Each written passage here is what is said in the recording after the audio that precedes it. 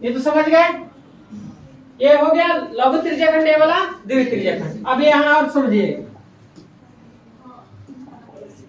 ये क्या कहलाता है आपका? जीवा। ये क्या कहलाता है? जीवा। ठीक है, ये जीवा कहलाता है। बात समझ में आ रहा है? तो अभी ये आपका हो गया जीवा। अगर हम कहें कि ये वाला क्या कहलाएगा? ये वाला ये क्या कहलाएगा? तो चाप कहलाएगा। ये क्या कहलाएगा? चाप। तो ये बताइए, वृत्त जो है, वृत्त के एक काट रहा है ना जी, वृत्त को काट रहा है। अगर एक देखिए, वृत्त को दो बराबर भागों में काटता है तो व्यास। वृत्त को दो बराबर भागों में काटने वाले को क्या बोलते हैं? हम व्यास बोलते हैं। लेकिन ये भी देखिए, वृत्त को ये भी काट रहा है, ठीक है, इसको क्या बोलेंगे हम? जीवा। ये वाला भाग जो होगा, ये वाला भाग, ये वाला क्या कहलाएगा? ये कहलाएगा आपका लघु वृत्तखंड। लघु वृत्तखंड, वृत्तखंड क्या कहलाएगा? लघु वृत्तखंड। याद रखना, ये वाला छोटा वाला भाग जो होगा जीवा द्वारा, जो अगर जीवा जहां से काट दे तो छोटे वाले भाग को क्या बोलेंगे? लघु वृत्तखंड। अब बड़ा वाला भाग को बोलेंगे दीर्घ वृत्तखंड। दीर्घ वृत्तखंड, वृत्तखंड। बात समझ में आ रहा है? तो लघु वृत्तखंड और दीर्घ वृत्तखंड समझ में आया? बात समझे? तो जीवा द्वारा अगर वृत्त को काट रहा है, कोई जीवा वृत्त को काट रहा है, तो छोटे वाले भाग को बोलेंगे लघु वृत्तखंड, बड़े वाले भाग को क्या बोलेंगे? दीर्घ वृत्तखंड। त्रिज्याखंड के बारे में पता चला कि दो त्रिज्या द्वारा अगर जो क्षेत्र बन रहा है, तो छोटे वाला क्षेत्र को क्या बोलेंगे हम? लघु त्रिज्याखंड। बड़े वाला क्षेत्र को क्या बोलेंगे हम? दीर्घ त्रिज्याखंड। त्रिज्याखंड और वृत्तखंड समझ में आया? बोलिए, आए कि नहीं? अभी क्वेश्चन चालू करेंगे, पहले समझिए इसको। और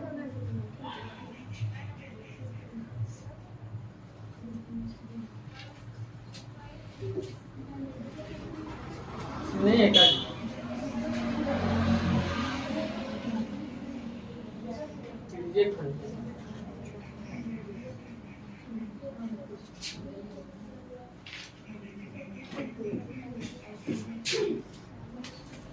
चलिए क्वेश्चन चालू करते हैं इसमें।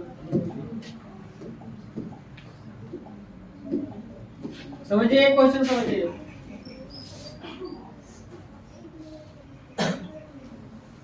देखिए, जब तक अन्यथा ना कहा जाए तब तक क्या रखना है? पाई का मान क्या रखना है? 22/7। जब लिखेगा तब मतलब लिखेगा पाई का मान 3.14, तब वो रखना है। नहीं तो पाई का मान का हमेशा क्या रखना है जी? 22/7। क्वेश्चन नंबर देखिए पहला, क्वेश्चन नंबर पहला। ये देखिए आपको दिया 6 सेंटीमीटर त्रिज्या वाले, 6 सेंटीमीटर त्रिज्या वाले एक वृत्त के एक त्रिज्याखंड का क्षेत्रफल ज्ञात कीजिए। अब देखिए, जो त्रिज्या 6 सेंटीमीटर त्रिज्या है, कितना सेंटीमीटर त्रिज्या है? 6। कोई वृत्त है जिसकी त्रिज्या कितना है? 6 सेंटीमीटर। और त्रिज्याखंड क्या आकार का हो रहा है, ठीक है, और जिसका कोण कितना डिग्री हो जाएगी? 60 डिग्री। तो इसका चित्र कैसे बनाएंगे बताइए?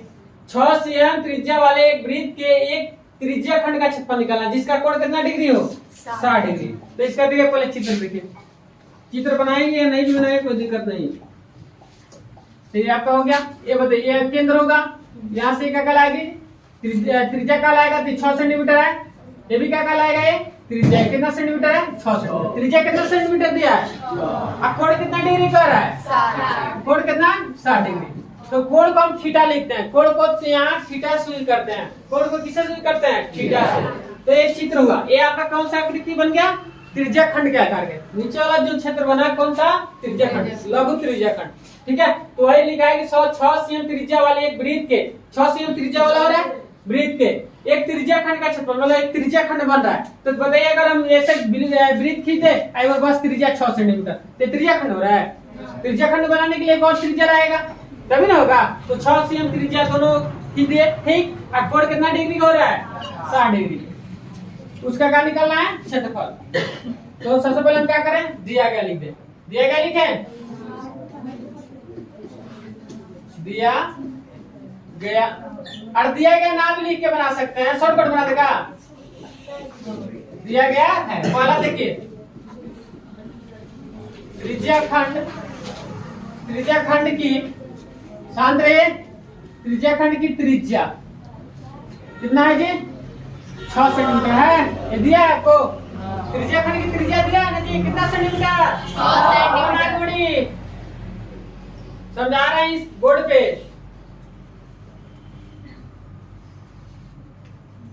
ध्यान देख ले, ऊपर नीचे है। दूसरा देखिए यहाँ का, दूसरा का है जी त्रिज्या खंड की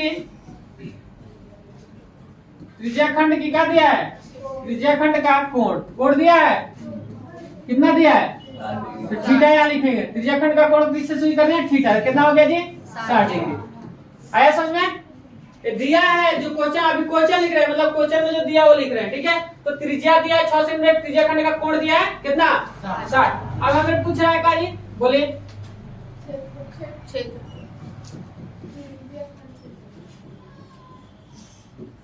त्रिज्या खंड का क्षेत्रफल ये पूछ रहा है। तो भाई त्रिज्या खंड का क्षेत्रफल हमें पता नहीं है। अब देखिए यहाँ से हल करेंगे, कहाँ से हल करेंगे, यहाँ से, ठीक है। अभी क्या लिखे हम, क्वेश्चन लिखे हैं, पहला क्वेश्चन। अब देखिए क्या लिखना है हमें, त्रिज्या खंड का क्षेत्रफल। याद रखना सूत्र, त्रिज्या खंड का क्षेत्रफल होता है थीटा बटा 360 गुणे पाई आर स्क्वायर, या हम ऐसे बोल सकते हैं थीटा बटा 360 पाई आर स्क्वायर, थीटा बटा 360 पाई आर स्क्वायर बोल सकते हैं। या आप गुणा भी नाम लिख सकते, नहीं भी लिख सकते, कोई दिक्कत नहीं, ऐसे भी लिख सकते हैं, थीटा बटा 360 पाई आर स्क्वायर। हमें यहाँ गुणा छिपा है, बात समझ में आया?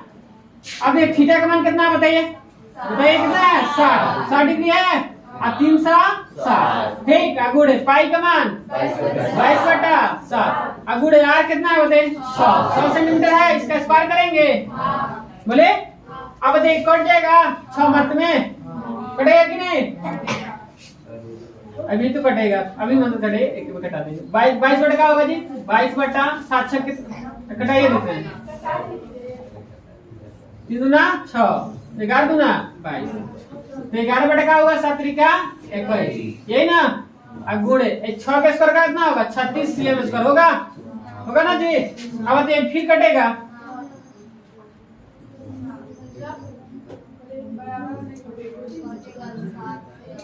कटेगा 7 त्रिका कितना हो जाए, 7 त्रिका 21, आप 12 से कट जाएगा, नहीं बांटते हैं 3 मत में कट गया, बोले। अब बताइए कितना होगा, गुणा करेंगे तो 12 में 11 से गुणा कीजिए, कितना होगा 132 बाटा कितना हो जाएगा 7 सीएम स्क्वायर। यही आंसर दिया है कि दशमलव में कटाया है कि पूर्णांक तोड़ा, बोलिए आंसर ये दिया है। आंसर देखिए कैसे दिया है, इतना ही बटा में लिख दिया है कि इसको पूर्णांक तोड़ा है कि दशमलव में, सही है। चलिए समझ में आया क्वेश्चन, सबको आ गया समझ में, चलिए तो लिखिए।